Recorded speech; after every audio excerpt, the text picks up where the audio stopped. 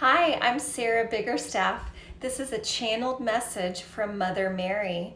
This message is about going through a difficult period of your life. Sometimes this difficult period is referred to as the dark night of the soul. You've probably heard this term before, and maybe you're going through something in your life that is the most difficult period or transition you've ever been through.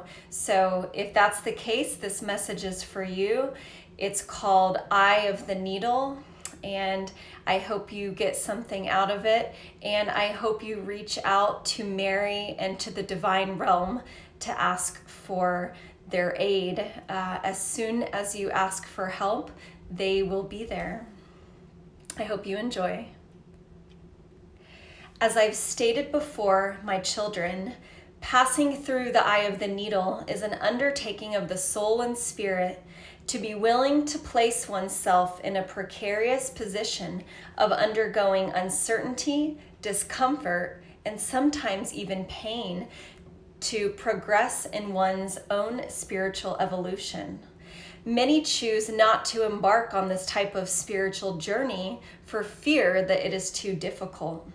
And my dears, I won't say to you that it is easy. It takes a willingness to surpass oneself, one's limited thinking, and overcoming destructive emotional patterns that only inhibit one's life. It takes willingness, perseverance, and ability to look deeply at oneself.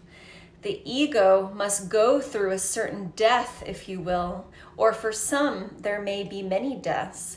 This is necessary in order to deconstruct an outdated paradigm that is no longer working for that person, at least on some level, in order to transform into something more beautiful, more fruitful, more everlasting.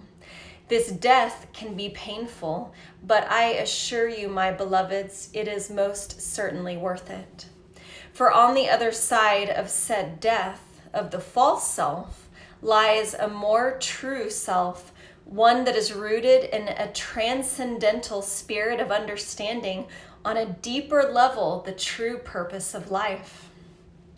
When you find yourself in what appears to be a dark and lonely place, my children, fear not, for this dark space is merely appearing as such because it is the absence of light. Once the God-pouring light is shined into the darkness, it will no longer remain dark. The light will always overpower the dark, no matter how dark a situation or personality may seem.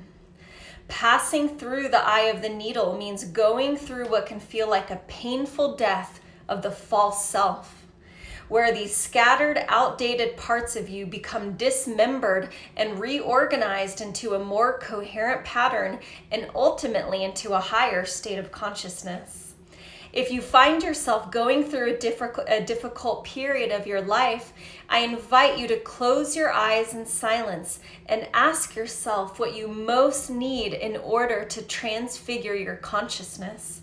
If you are willing to bravely make this journey, like passing through a dark tunnel, you will indeed see the glimmering radiant light on the other side.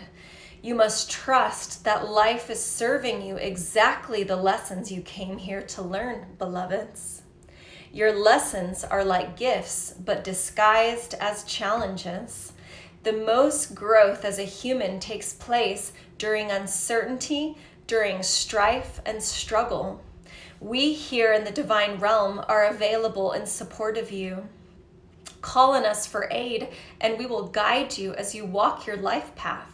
Fear not the human journey. It appears to be a physical journey, but it is in fact a spiritual one. You are divine beings, my children. You are loved more than you could possibly imagine. And your worthiness for being alive is far greater than you can imagine.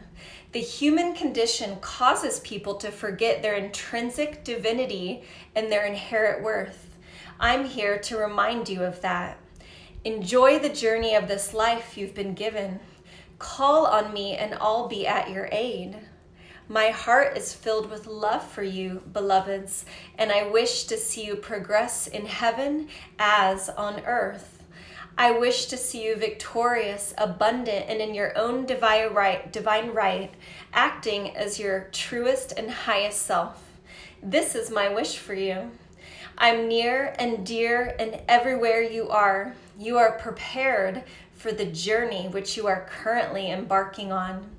Believe in yourself to move forward. I believe in you. Love, Mary.